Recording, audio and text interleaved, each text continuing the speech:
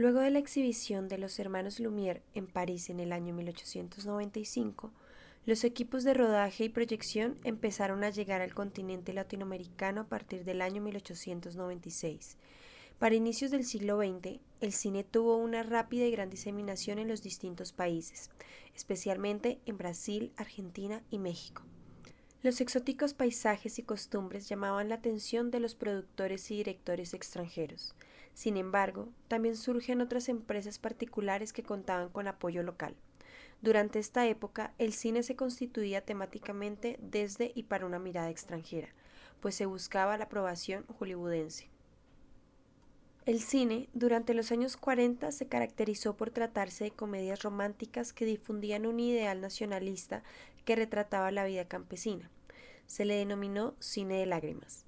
Países como México y Argentina, que contaban con gran infraestructura para producciones locales, se disputaban con Hollywood el público latinoamericano y a su vez cultivaban sus propias estrellas del cine, tales como María Félix o Pedro Infante. De igual manera, durante esta fase también se consagraron directores como Juan Orol, Gabriel Figueroa y Emilio Indio Fernández, que exploraron desde distintas facetas dramas humanos inspirados por radionovelas, por el teatro y por la misma producción norteamericana que abordaba amores imposibles y tragedias. Con la llegada del cine sonoro, se fueron incorporando al cine los musicales y la banda sonora, y la musicalización en los films se convirtió en parte fundamental de la estructura del cine. Luego de la Segunda Guerra Mundial, en América Latina se fueron gestando nuevos modos de hacer cine. Al mismo tiempo, el cine hollywoodense fue ganando su público en el territorio, y se abrieron muchos cineclubes y salas de cine que se disputaron las preferencias de la población residente en Cuba, junto con aquellas que proyectaban cine extranjero.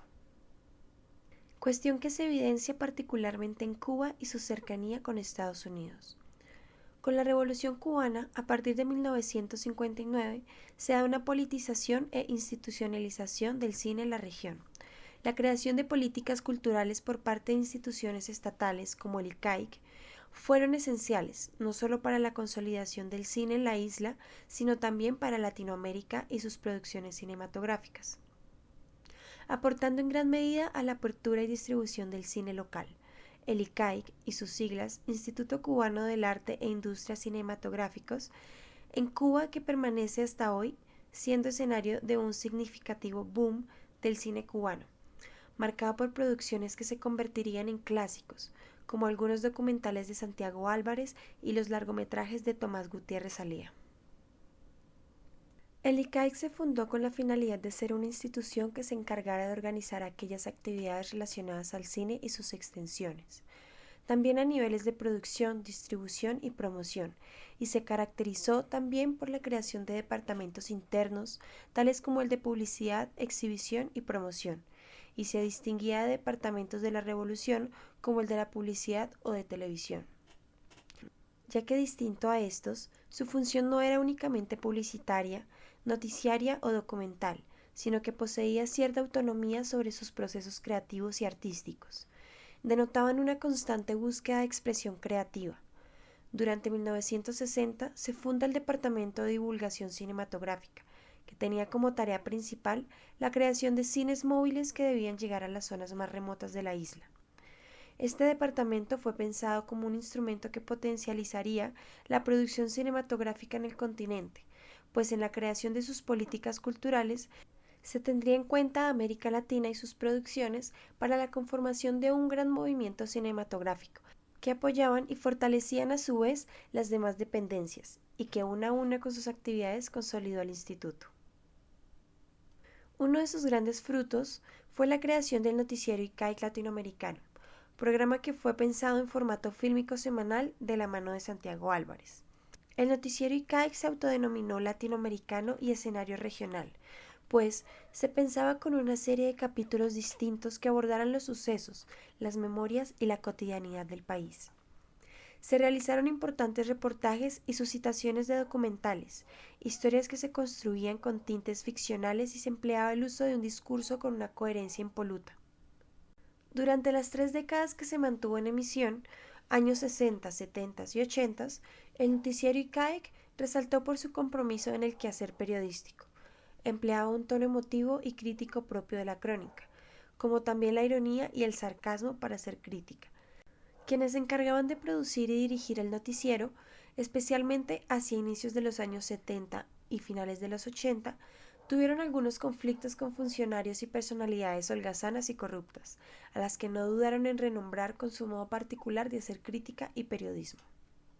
En el noticiero se incluyen también algunos números realizados por directores que posteriormente integrarían la generación intermedia, aquellos que debutaron durante los años 80, entre ellos Fernando Pérez con Clandestinos y Gelo Hemingway, Rolando Díaz con Los pájaros tirándole a la escopeta y En 3 y 2, y Daniel Díaz con Jíbaro y Alicia en el Pueblo de las Maravillas, quienes evidenciaron en sus primeras películas de ficción un acercamiento complejo y crítico a la realidad y a la historia de Cuba, que de no ser por sus aprendizajes en el noticiero ICAIC latinoamericano, quizá no hubiesen logrado destacarse tal como lo hicieron, de la mano de Santiago Álvarez, que nos dejaba trabajar, indagar, cuestionar, siempre y cuando se apuntara de manera objetiva y responsable la crítica social. Por eso podríamos decir que el movimiento documental fue la esencia del cine cubano.